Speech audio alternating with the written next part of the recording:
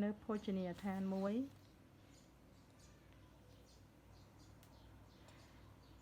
នៅក្រុងភ្នំពេញខណ្ឌនៅក្រុងភ្នំពេញខណ្ឌ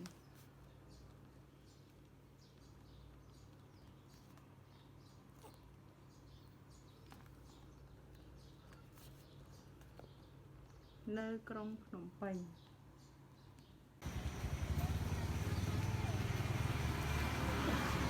កូនសិស្សស្លំ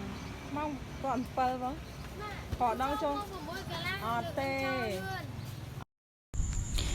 ណិតកូនពៅប្រឡងរហូត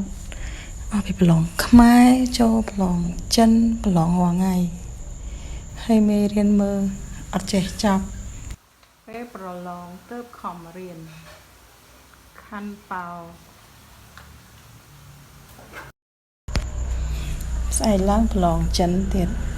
ហើយប្រឡងសងទៀតហើយស្អែកឡើងប្រឡងអង់គ្លេសទៀតគ្នារៀនដល់ម៉ោងយប់ឈើរាល់ថ្ងៃយប់ទាំងយប់ទាំងថ្ងៃមើលមេរៀនប្រឡងហើយសៅរ៍អាទិត្យត្រូវមកហាត់ទៀតថ្ងៃនេះទប់ទល់រួចឈឺជើងហាត់បានពាក់កណ្ដាលទី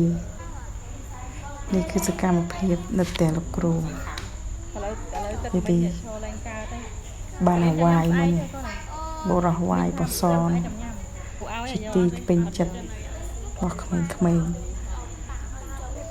ប៉ុណ្ណាណៃអាយុតែបន្តិចសោះមានប៉ុណ្ណាណៃមកគេខឹង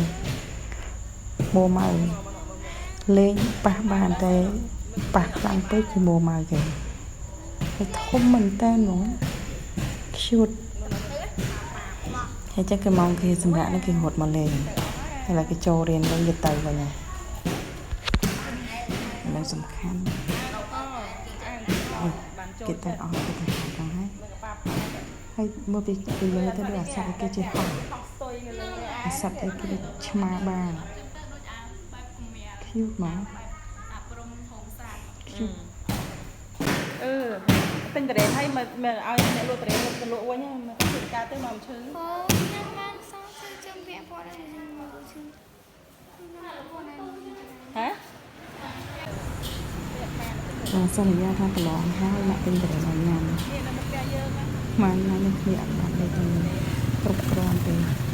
ផងគ្មានតរ៉េនហើយបានតរ៉េនមកហ្នឹងក៏ឡើងញ៉ាំឡើងឆ្ងាញ់ឈឺជើងហើយវាពីអាមួយនេះវាពីទឹកខ្ជូតមែនតើហ្មងដូចមីញីចឹងតែនេះឈឺជាងមីញីមាត់វាធំហ្មងអាបាត់អាណោចជាមួយវាខាំluônគង់តែផ្ដាសាយឆ្មាយណានេះ